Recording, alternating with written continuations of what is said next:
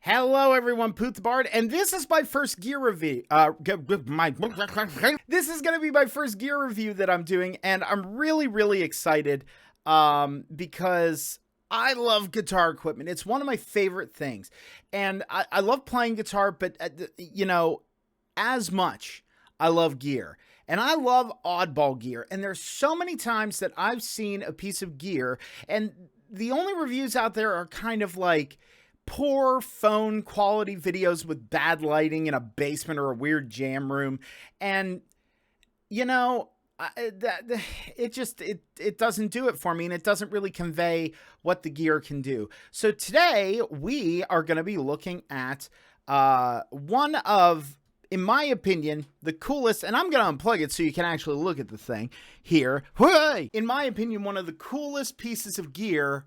This is the Fender M-80 preamp. Okay, check it out. It looks super 80s, does it not? I mean, it's not like the old ART preamps or anything, but it's very like 80s, but like this means business kind of 80s. So we're going to be looking at that today, and what the Fender M-80 is. It's a really cool piece of gear, and the first time I ran into hearing about them was from the guitar player virtuoso Rusty Cooley. Now, Rusty Cooley, if you haven't checked him out, he was one of the first viral guitar players that I found. You know, at least in my world, he was really viral because he played so fast and so clean. He was using a 7-string to shred on an old Jackson Custom. You could go find his videos. They are phenomenal. And his current stuff, he's really rebuilding his presence online, and he's really rebuilding everything. He went from Dean Guitars to Ormsby Guitars last year, and he's a great guy, and he's very humble and very cool. And he used a Fender M-80 preamp, and he front-ended it with an Austin Gold Overdrive. Now, I don't have one of those, and we're just going to be doing the preamp as it stands, bog standard, not front-ending it, not using any jiggery-pokery or anything. I literally recorded the audio. I did no post-mastering to it. It is the Fender M-80 Pre into my Focusrite Scarlett 18i20 into Reaper that I use for my DAW, and then I'm using a Lancaster Audio Pulse IR loader. It's a free IR loader, so if you have any impulse responses out there, basically cabinet emulations for the layman who might have stumbled across this. And what it does is it will emulate running it through a speaker cabinet. So we have that, and I'm so excited that this can work because I've wanted to get my hands on one of these. Now, there were many versions of the Fender M-80 throughout the years. There was the Fender M-80 head, there was a combo, there was the Fender M-80 Pro, which is the one that I had, which was the amp rack mounted in this gray carpet, ugly SOB thing, but it basically, you bought the amp and you got a rack case with it. So you could put your other rack mount effects, as was tradition back in the 80s and 90s. That's how people ran things. And I remember that thing sounded really good. And it had a spring reverb in it, and it was a Fender spring reverb, so you know it's good. This one, though, does not have that. And I kind of read, I found the manual, and you can't really see that, but I found the manual, and it is phenomenal because it's very of the times. So like here on the first page, here's it go. The Fender M-80 Pre is a masterful combination of radical new distortion technology and time-tested classic Fender sounds, packaged together in one rack space configuration, which is both easy to use and inherently reliable. The Fender M-80 Pre has a clean channel with standard component volume, treble, middle, and bass, and an overdrive channel which features gain, volume, separate EQ consisting of contour and presence. The Fender contour control, which I feel like this was a soft thing to make it be like, okay, this could maybe become our thing if this takes off, will continuously vary your sound from smooth and bluesy, we'll see, to a honky bite, or all the way to 10 for the crunchiest metal sounds around. You'll get searing smooth highs backed by deep punch.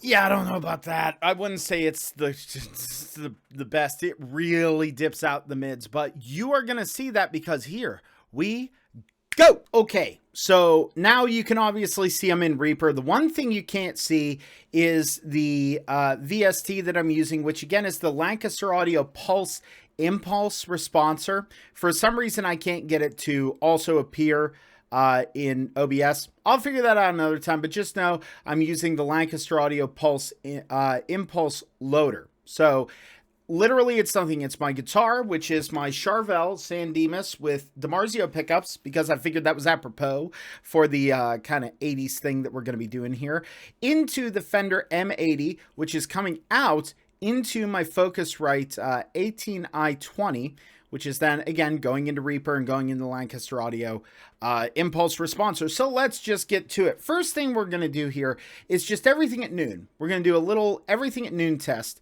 And this is the second time I'm recording this, by the way, because I forgot to turn on the IRs. So all of my guitar sounds were just the thing running direct, and that sounds bad. Trust me. So right now I have on the clean channel, I have volume at noon, treble at noon, mids at noon, and bass at noon. Absolutely everything straight up and down. And when I say noon, 3 o'clock, 9 o'clock, again, for anybody who gets confused by that, because I know I did once upon a time, I'm talking in terms of as one would look at a clock. So keep that in mind. Anyway, let's go ahead and get into this. So again, everything at noon, this is the bridge pickup. And forgive my garbage playing. I have not been practicing. It's been rough.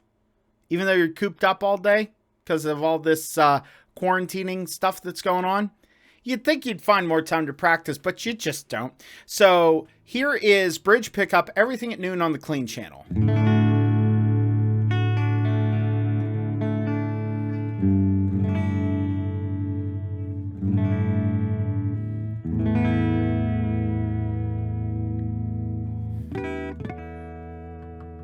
Sounds pretty good. Honestly, it really does.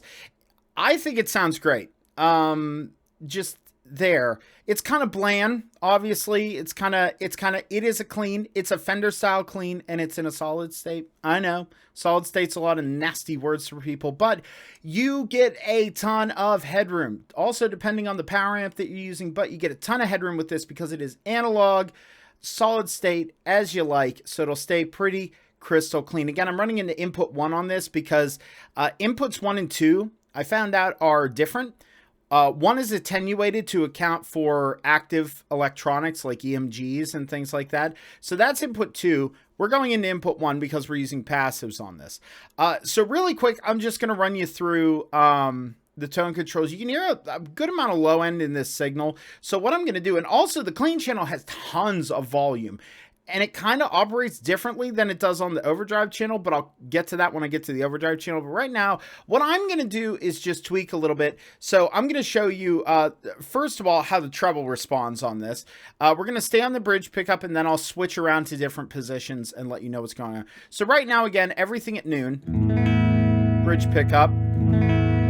Okay. Now, treble, we're going to bring it up to 3 o'clock. All right. So bringing the treble up to 3 o'clock.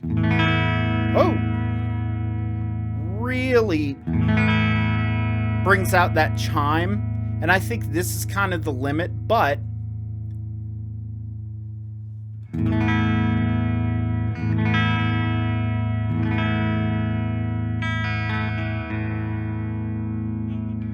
switching on over to the neck pickup here. Woof.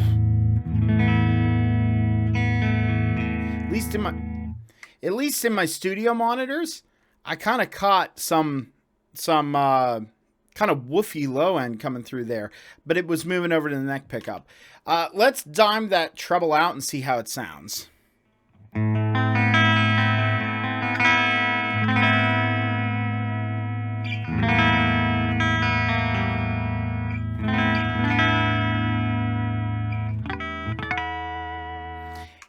Gets really hi-fi when you crank the treble. Obviously, it gets that real kind of really aggressive sound. The harmonics pop out really, really well, though. And I'm sorry I'm looking at the preamp so much, but like it's just kind of one of those things where I'm looking and going, oh, you. But I'm going to bring this treble back to I'm going to bring it back to the middle here, and now we're going to bring the mids. We're actually going to start dipping the mids out. So we're going to bring those down just past 9 o'clock. Bridge pickup again on the guitar.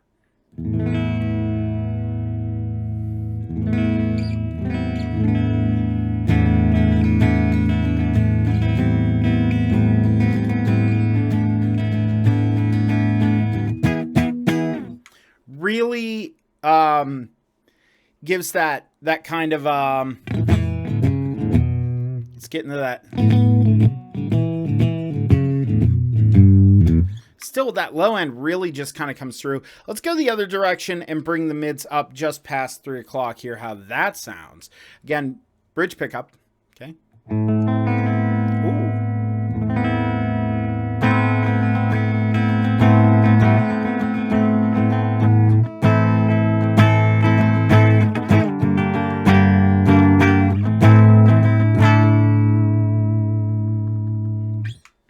I like that. It pushes a lot, but I like that personally. Now the bass, I'm going to roll this back first. I'm going to take this back to about 9 o'clock. And this immediately shows kind of how this is. It's more finicky than you would think. Like, because I pulled that back. Yeah, it was kind of drastic, but it was still like, man, that's just all gone now. And at noon, for me, it's good, but I like just a little bit less. Let's hear how it sounds when we turn it up. So this is your bass just up past 3 o'clock. I don't want to even know what this is going to sound like on the on the neck pickup, but we're going to try it.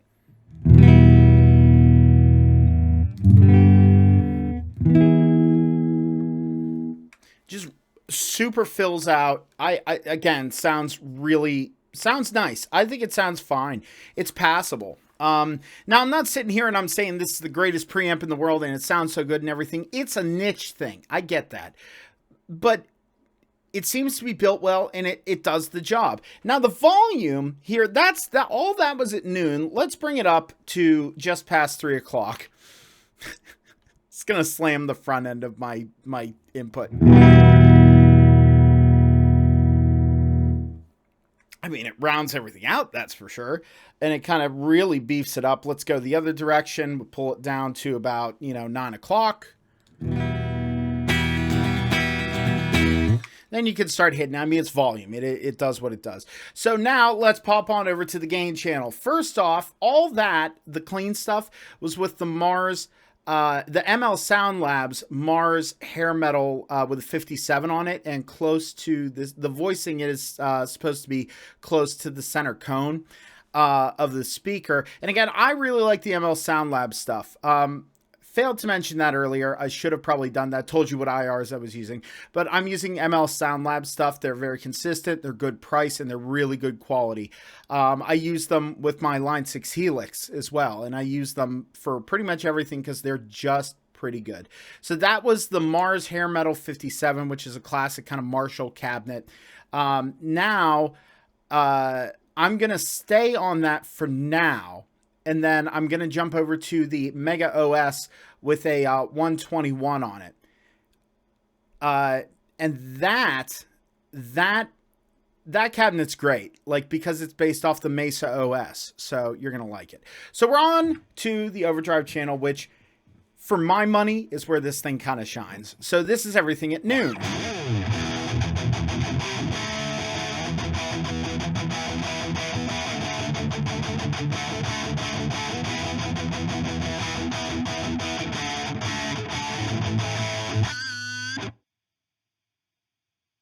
That's at noon. That's everything at noon. That's 80s in a box. Like, it's there. It's tight. It has that.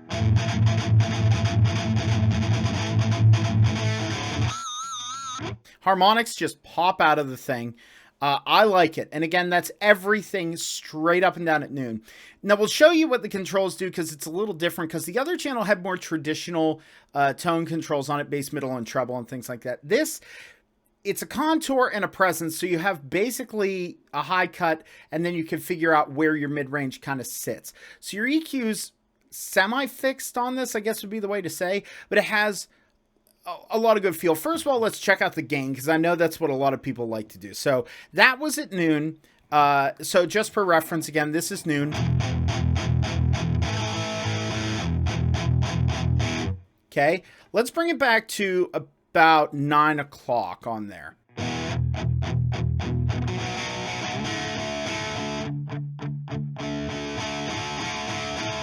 Reacts really, really well. It really does. You know, to your touch, because you can.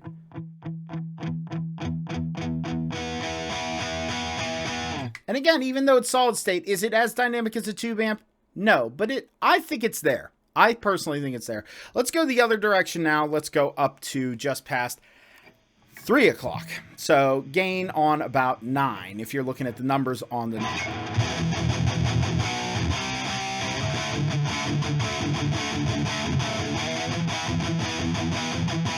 What's the old riff? The old, I think that's Halloween. Let's dime the game all the way out and let's see how that sits.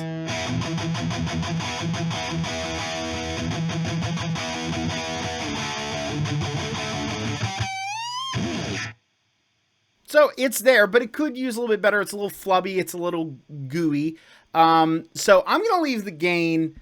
I'm actually going to bring it back to about 3 o'clock just for the sake of not being absurd. You know what? No, let's do it. This is 80s. We're diming out the gain from here on out. So let's show you what the contour knob does. Now, again, I said it selects the mid-range, and if you remember from what I said from the manual, it gives you the smooth, bluesy kind of sounds all the way to the Brutes metal kind of thing, or metal for the 80s. So contour at noon.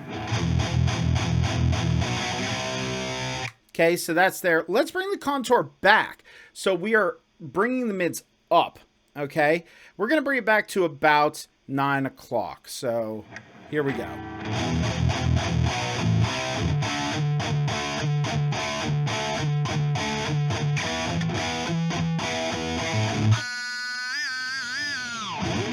So that's bringing out those mids versus here was at noon, again, just for a reference.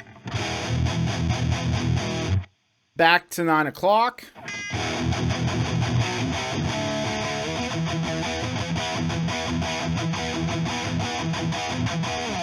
So that's, I mean, and now we're gonna just bring the contour all the way back so the mids are at their peak right now.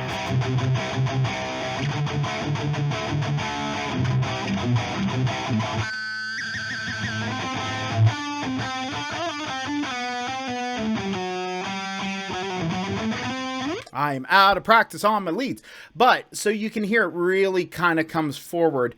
Mixing that with the presence can yield. You kind of find the balance for what you want between the contour and the presence, because the presence really does a lot with this. Now let's go the other direction. So again, this was all the way counterclockwise. Here was noon. So it's starting to kind of come out. And now let's go to about 3 o'clock. 3 o'clock on the knob. So this is starting to scoop it out, the old California smile.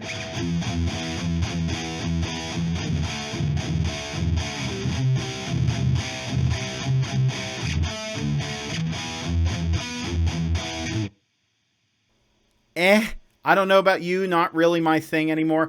Let's bring the contour all the way up. So this is as max scoop as the mids can get.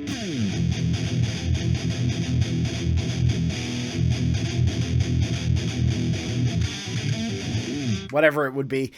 That's too much. That is absolutely too much. So I'm going to bring the contour back to noon, and we're going to leave it there just to show you what the presence can do. So presence knob at noon. Everything else is at noon except for gain. Gain is maxed out because excess. So let's bring the presence back to about 9 o'clock. Softens the edge of things, obviously, as presence would do. Presence all the way off, though.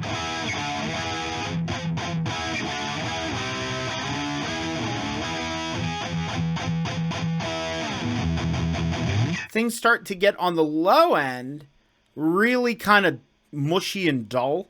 So now presence the other direction, up around 3 o'clock. Things start to get a little too sizzly, and now presence all the way up.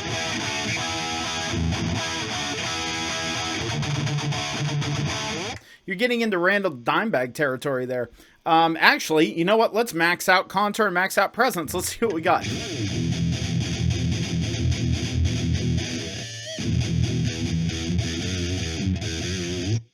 I mean, it's in the ballpark. I mean, it bought decent tickets in the ballpark. Volume on here, again, this gooses it a little bit. So we're going to just bring the volume up. Obviously, it's volume. But we're going to bring it up and show you how it changes. First off, at noon. Let's have it at noon. Volume at 3 o'clock.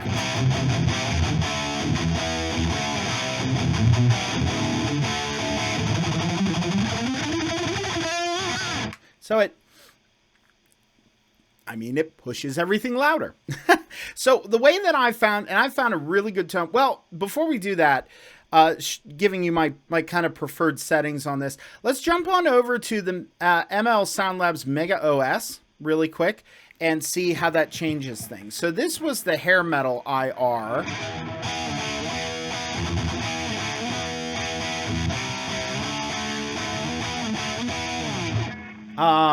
Now let's go over to the OS.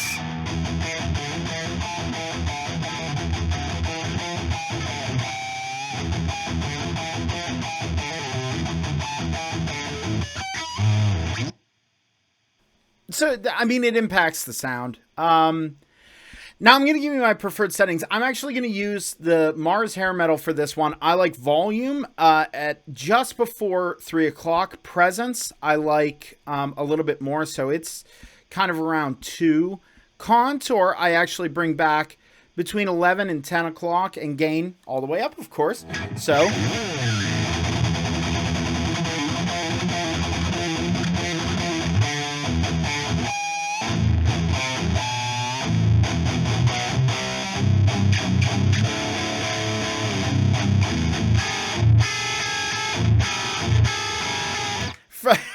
for you Dillinger Escape Line fans out there.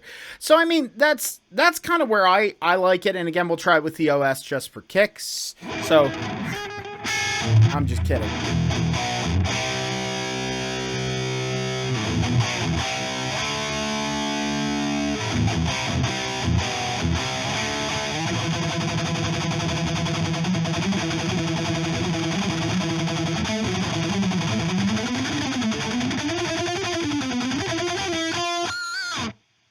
So, I mean, it's there. It's absolutely there.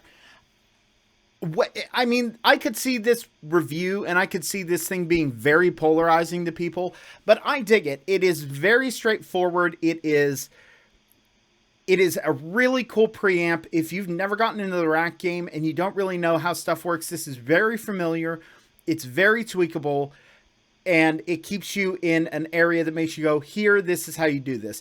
Again, front-ending it and applying other effects to it would probably be beneficial. Again, like I said, Rusty Cooley used the Austin Gold Overdrive for this. You know, just go listen to his videos to what the thing can sound like put through a really good power amp and a really good cabinet. This obviously was just so that you could hear it, because I don't have the microphones.